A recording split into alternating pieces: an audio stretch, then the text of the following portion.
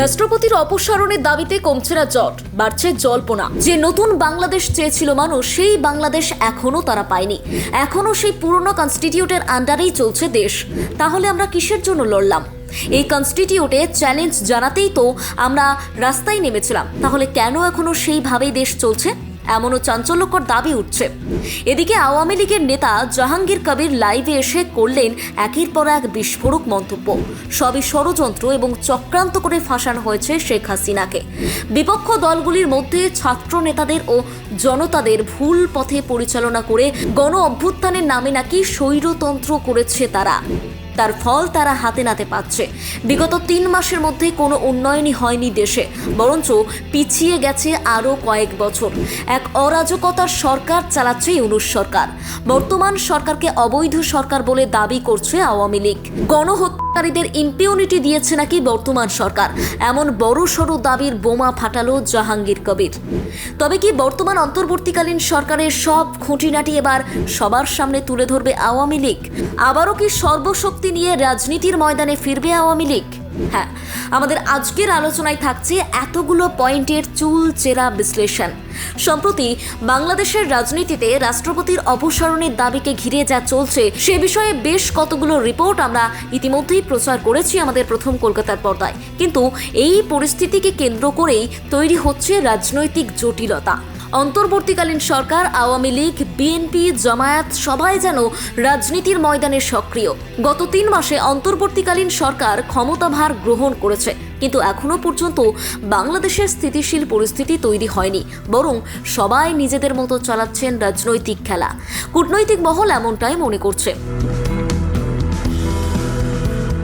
বাংলাদেশের প্রাক্তন প্রধানমন্ত্রী শেখ হাসিনার পদত্যাগের বিষয়ে বেফাঁস মন্তব্যের জেরে জনগণের রোষের মুখে পড়েছেন রাষ্ট্রপতি। ফলে দেশ জুড়ে উঠেছে তার পদত্যাগের দাবি। আর সেই দাবিতে জনগণ বিক্ষোভ দেখান রাষ্ট্রপতি ভবনের সামনে। কিন্তু এতদিন এই সব কিছু হচ্ছিল একপাক্ষিক। এবার এই বিষয়ে মন্তব্য দিয়েছে ইউনূস সরকার। জানেন রাষ্ট্রপতির অপসারণের ব্যাপারে তারা ঠিক কি ভাবছেন? এ বিষয়ে বন, পরিবেশ ও জলবায়ু বিষয়ক উপদেষ্টা সৈয়দ রিজওয়ানা হাসান বলেন, রাষ্ট্রপতির পদত্যাগের প্রশ্নে সরকার রাজনৈতিক দলগুলোর সঙ্গে আলোচনা শুরু করেছে। দলগুলির সঙ্গে আলোচনা করে সমঝোতার ভিত্তিতেই বিষয়টাতে সিদ্ধান্ত নেবে সরকার। এই আলোচনায় একাধিক উপদেষ্টা জানিয়েছেন, রাষ্ট্রপতির পদত্যাগের ব্যাপারে ছাত্রদের দাবি রয়েছে। অন্যদিকে কোনো রাজনৈতিক দল বলছে, রাষ্ট্রপতি পদত্যাগ করলে সাংবিধানিক সংকট সৃষ্টি হবে এবং সেটা তারা চায় না। ফলে দলগুলির সঙ্গে আলোচনা করেই এ ব্যাপারে সমাধানের সিদ্ধান্ত নিয়েছে সরকার। নাহিদ ইসলাম আরও বলেছেন, রাষ্ট্রপতি থাকবেন কি থাকবেন না প্রশ্নটি এ মুহূর্তে বাংলাদেশে কোনো আইনি বা সাংবিধানিক প্রশ্ন নয়, এটি একেবারেই রাজনৈতিক সিদ্ধান্ত। তার কথায় রাজনৈতিক সমঝোতা এবং ঐক্যমতের ভিত্তিতেই রাষ্ট্রপতির বিষয়ে একটি সিদ্ধান্তে আসা যেতে পারে। বিভিন্ন অংশীজনের সঙ্গে আলোচনা চলছে এবং এর মাধ্যমে একটি সিদ্ধান্তে আসবে। তবে রাষ্ট্রপতি ইস্যুতে সিদ্ধান্ত নেওয়ার ক্ষেত্রে সরকার রাষ্ট্রের স্থিতিশীলতা, নিরাপত্তা এবং শৃঙ্খলাকে সবচেয়ে বেশি গুরুত্ব দিচ্ছে। পদ ছাড়ার চাপ থাকলেও রাজনৈতিক দলগুলোর মতানৈক্যের ফলে আপাতত বঙ্গভবন ছাড়তে হচ্ছে না মোহাম্মদ শাহাবুদ্দিনকে। যদিও তাকে ঘিরে ক্ষোভ কিন্তু এখনো প্রশমন হয়নি। এছাড়াও বিভিন্ন সূত্র মারফত জানা গিয়েছে, মোহাম্মদ শাহাবুদ্দিনকে বাদ দিয়ে রাষ্ট্রপতি পদে নতুন মুখ খুঁজতে সরকারের তরফ থেকে নানানমুখী তৎপরতা চালানো হয়েছিল। ছাত্রনেতারা ডক্টর ইউনূসকে রাষ্ট্রপতির পদে আনতে চাইলেও সরকারের পক্ষ থেকে বিকল্প ব্যক্তিরও সন্ধান করা হয়। এমনকি প্রধান বিচারপতি সৈয়দ রেফাত আহমেদের কাছে রাষ্ট্রপতি হওয়ার প্রস্তাব করা হলেও তিনি রাজি হননি বলেই খবর।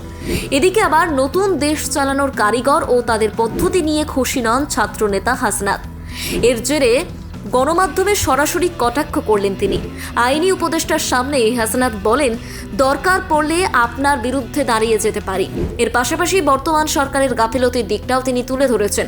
তার ওই গণমাধ্যমে দেওয়া বক্তৃতায় তিনি বলেন, মানুষ এবং ছাত্র জনতা শুধুমাত্র হাসিনাকে সরানোর জন্যই এই আন্দোলন চালায়নি। তার নীতি নিয়ম, বিশেষ করে দেশের বর্তমান কনস্টিটিউশনের বিরুদ্ধে সাধারণ মানুষ আন্দোলন করেছিল, কিন্তু এখনও অনেকাংশে সেই নিয়ম ফলো করেই দেশ চালানো হচ্ছে। তাই সেই বিষয়েই তিনি ক্ষুব্ধ হয়ে নিজের প্রতিক্রিয়া জানান। প্রশ্ন তোলেন, কেন এখনো এই বিষয়ে কোনো আমল দেয়নি বর্তমান সরকার?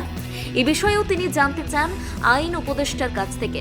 তিনি আরও বলেন, কনস্টিটিউশনের বিরুদ্ধে আমাদের যে বিপ্লবটি ছিল, এই কনস্টিটিউশনের ভেতরেই আমরা সেই বিপ্লবকে ঢুকিয়ে দিয়েছি। তিনি যোগ করেন, ৭২-এর সংবিধান বর্তমান সময়ে অপ্রাসঙ্গিক, তাই আমাদের নতুন করে ভাবতে হবে। এই রকমই সব দাবি উঠে আসছে ছাত্রনেতা হাসনাতের কাছ থেকে। এখন দেখার বিষয় বর্তমান সরকার এই বিষয়গুলিকে কতটা আমল দেয়। এদিকে আবার এক নতুন রাজনৈতিক তর্জমা দেখা যাচ্ছে বর্তমান বাংলাদেশে। আওয়ামী লীগের প্রবীণ নেতা জাহাঙ্গীর কবির হঠাৎ সামাজিক যোগাযোগ মাধ্যমে লাইভে এসে একরাশ মন্তব্য করেছেন বর্তমান অন্তর্বর্তীকালীন সরকারকে নিয়ে, এবং মন্তব্যের পাশাপাশি বিস্ফোরণমূলক তথ্য এবং প্রশ্ন চিহ্ন তুলে ধরেছেন বর্তমান অন্তর্বর্তীকালীন সরকারের উপর। আত্মগোপনে থাকা আওয়ামী লীগের প্রেসিডিয়াম সদস্য জাহাঙ্গীর কবির নানক আচমকা লাইভে এসে বললেন, ছাত্রলীগকে নিষিদ্ধ করার অধিকার ফ্যাসিস্ট সরকারের নেই।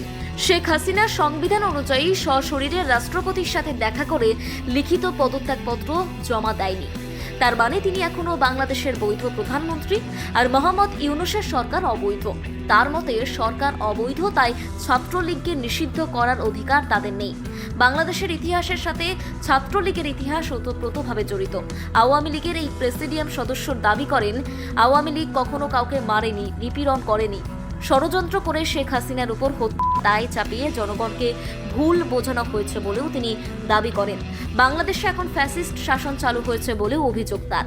হ্যাঁ, প্রায় 11 মিনিটের ফেসবুক লাইভে বৈষম্য বিরোধী ছাত্র আন্দোলনের সমন্বয়করা কিশোর গ্যাং থেকে এসেছেন বলেই মন্তব্য করেছেন নানক। এ বিষয়ে তিনি বলেন, হিজবুত তাহরির, জামায়াত শিবির সহ জঙ্গিরা আন্দোলনের শিক্ষার্থীদের উপর গুলি চালিয়ে নির্বাচিত সরকার উৎখাতে ষড়যন্ত্র চালিয়েছিল। পাশাপাশি তিনি অন্তর্বর্তীকালীন সরকারের অরাজকতা এবং এই 3 মাসে দেশকে কোনো উন্নয়নমূলক কাজে এগিয়ে নিয়ে যেতে পারেনি বলেও তাদের কটাক্ষ করেছেন। কারীদের ইম্পিউনিটি দিয়েছে ইউনূস সরকার। না, একথা আমরা বলছি না, এমন দাবি করে সবাইকে চমকে দিয়েছেন জাহাঙ্গীর কবিরই। কিন্তু কি এই ইম্পিউনিটি? আসলে ইম্পিউনিটি হলো এক ধরনের ছাড়পত্র, যার মাধ্যমে হত্যা দায়ে অভিযুক্ত গ্রেপ্তারীদের ছেড়ে দেওয়া সম্ভব হয়। আর ইম্পিউনিটি দিয়েই নাকি অনেক আসামিদের মুক্তি দিয়েছে বর্তমান সরকার। এই ইম্পিউনিটি দেওয়াকেই প্রমাণ হিসেবে ধরছেন আওয়ামী লীগের এই নেতা। এখন প্রশ্ন হলো, হঠাৎ করে লাইভে এসে এরকম মন্তব্য করার কারণ কি? তাহলে কি আওয়ামী লীগ আবার রাজনৈতিক ময়দানে ফিরতে চাইছে, টক্কর দিতে চাইছে বর্তমান অন্তর্বর্তীকালীন সরকারকে? আসলে আওয়ামী লীগের মদতপুষ্ট ছাত্রলীগের উপর নিষেধাজ্ঞা জারি করেছে অন্তর্বর্তীকালীন সরকার। এ বিষয়েও আমরা আমাদের আগের রিপোর্টে বিস্তারিত তুলে ধরেছি। আর এরপরই লাইভে এসে বর্তমান ইউনূস সরকারকে তুলোধনা করতে দেখা যায় জাহাঙ্গীর কবিরকে। ইউনূস সরকারের সমস্ত কেচ্ছা ফাঁস করে দিতেই কি সামনে এলেন এতদিন অন্তর্ধানে থাকা জাহাঙ্গীর কবির? কিন্তু এই সমস্ত মন্তব্যের সত্যতা কোথায়?